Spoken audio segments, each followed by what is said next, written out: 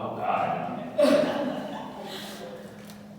So Nia and I will be talking about faith and race today. I like to start from James 1:19. It says, "My dear brothers and sisters, take note of this. Everyone should be quick to listen, slow to speak, and slow to become angry." The Bible clearly says right here, be quick to listen, slow to anger, and slow to speak. And you think about with what is going on in the world today and how this may not just apply to our current situation right now. We look at everything that's going on with Black Lives Matter, police brutality. We look at how there's been discrimination against transgenders. We'll look at how there are protests and riots that's going on in South Africa right now. And in my heart, for things to get better, we need to have a change of heart. We need to have empathy. We need to be able to put ourselves in other people's shoes and feel what they feel. And even though we may not agree with what's going on, we can't be angry just because we may not agree with it. We can't just have a closed mind about it. We have to speak about it. We have to stand up for the least of these. And so when we do that, what do we do first? What's the first step? Well, the Bible says right here, quick to listen or slow to listen. And so when you're slow to listen and slow to speak and not so fast to get angry, you're able to hear somebody out. They're able to pour their heart out to you. They're able to speak to you. And that speaks volumes. Like for me, in my life, I had to do a paper on kneeling for the national anthem. And I believe that, there was nothing wrong with it. We're kneeling for the anthem. We have a great cause that's going on. And for my paper, it's a persuasive paper. I can give my opinions, I can give my thoughts. But during the persuasive paper, there's a section where you have to talk to someone that disagrees with you. Now, I can go in there and just, be negative, and I may not get a good grade on the paper. Or I can hear the person out, be open-minded about it, follow what James 1:19 says, and maybe learn something. And that's exactly what I did. I had to talk to the person, and I learned why some people felt why they did about kneeling. And he learned a lot about why we kneel in the first place.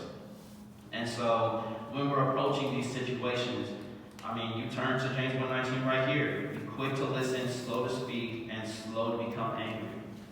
Nia will now talk about how we put faith into works. So I'm going to read James 14-17. It says, "What good is it, my brothers and sisters, if someone claims to have faith but has no deeds? Can such a faith save them? Suppose a brother or a sister is without clothes and daily food, warm and well fed, but does nothing about their physical needs. What good is it? In the same way, faith by itself, if it is not accompanied by action, is dead." And so, when I read this Bible verse, I was thinking of examples that could go with it. And an example that came to mind is you guys are middle school and high schoolers, so if you have a test in the end of the week and all you do is sit on your tail and watch TV that whole week, you don't study and you don't prepare for the test, but you're praying that whole week. You're asking God,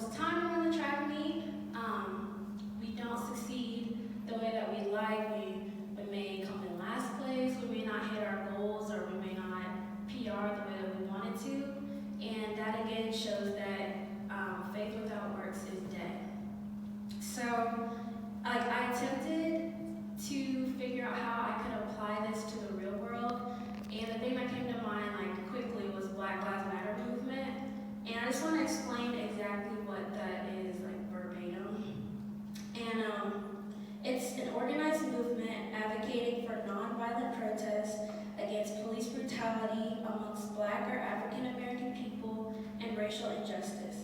It is not to say that all lives don't matter, but it's to say that Black lives are under attack when it comes to racial inequality. So, because of course all lives matter, but right now it's Black people who are under attack at this time. So when that came to mind, I was for me, I was praying to God, I've been asking God to help heal our world and heal our nation, our country, and to just create change throughout the world with what's going on. And I realized that I need to put my faith, or I need to put work alongside my faith.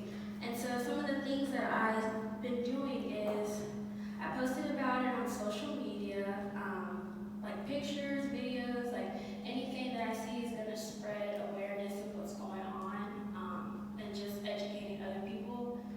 I talked to my peers and my friends about it, so I've actually been coming to the college 1825 and talking about it in small groups a lot with Mount Pisgah, and just my other friends, educating them on what's going on.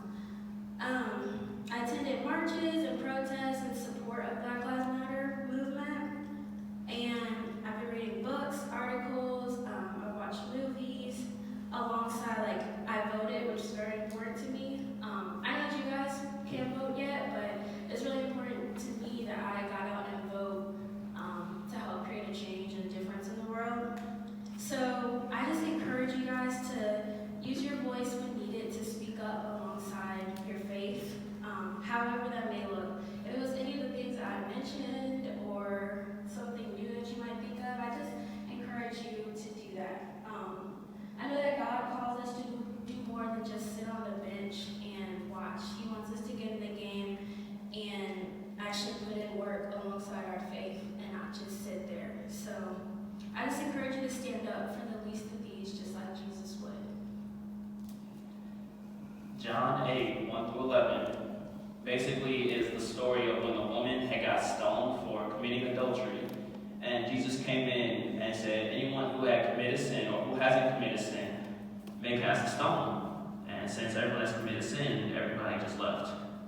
And for me, a lot can be said about this passage, about this story.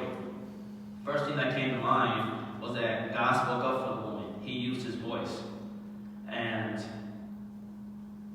a personal example would be, if you guys know who Jake Abel is, or at least know of him. So Jake has been someone that's not only been there for me, but has been able to speak to people and reach people that I haven't been able to when it comes to Black Lives Matter, when it comes to this movement. He's using his voice and he's using his platform. And in this story right here, Jesus, God used his platform. I don't believe if anyone else, any normal person came up and said this, that they would have just oh, okay, yeah, let's just leave her alone. I feel like because they know it was Jesus, because of who he was, he spoke up and he said something. And for that, the woman did not get stoned. She didn't get stoned to death. I think that this humanizes everybody. It humanizes everyone because even though she did commit adultery, had committed a sin, he didn't look down upon her. It's not putting one sin is above another. And so there are a lot of times where we may think, oh, this person may have committed a sin, or this person did this, and this person did that, but I only do this, so I'm fine, I'm good. And that's just not the case. We have to keep our focus on God and see how God sees it, and know that we all may fall short, but God still loves all of us, each and every one of us. In life, I believe we need to speak up for people. When we have a voice, we stand up for the least of these. Whether it be for Black Lives Matter, whether it be someone that may be at your school. I'm sure plenty of you may have seen someone that is sitting at your lunch table that's just probably just being alone or being to themselves. Me personally, I was that kid when I was in middle school. And when someone would come and sit next to me and try to talk to me, that meant a whole lot. That said something. A lot of the high schoolers, you guys may not know this, but there are probably middle schoolers or even elementary schoolers that look up to y'all. For some of the younger kids, there may be a mentor that you might have, and you just speaking, you never know what that effect can have on people. I think we're all called to speak up. We all have a voice, no matter how big or how small. And that's what Jesus did.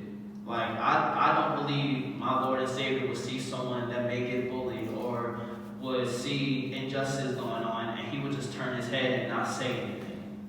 I believe he would step up and he would speak up and he would use his platform because he loves every single one of us.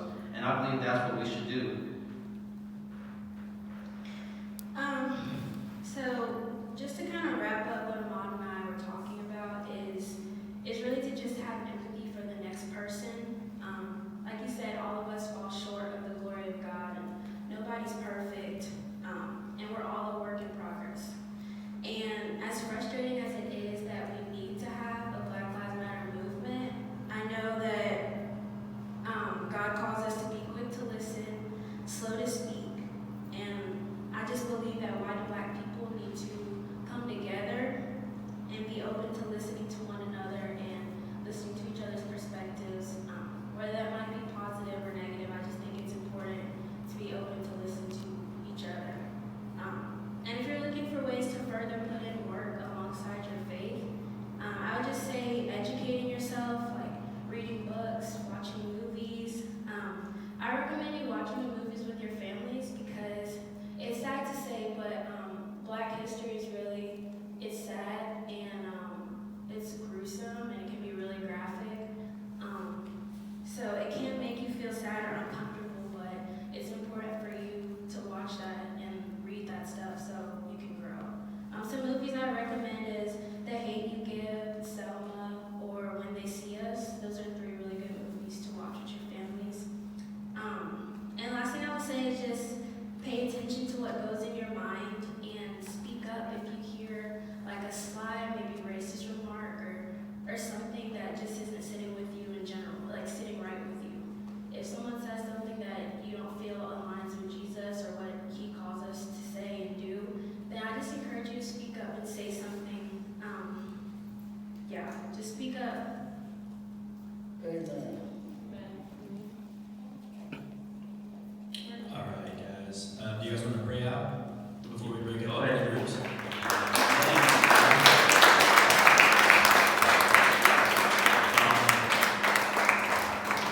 Dear God, thank you for this day. I pray that you give us the courage, you give us the strength to speak up when we see injustice, when we hear injustice, and give us that change of heart, that empathy to be in someone else's shoes and want to make a change. We know this world, it can't change without you, and it starts with you. It starts with you, and it starts with loving everybody here. And I just pray that we can all take this and we can go out there and just show the light of God, show the love of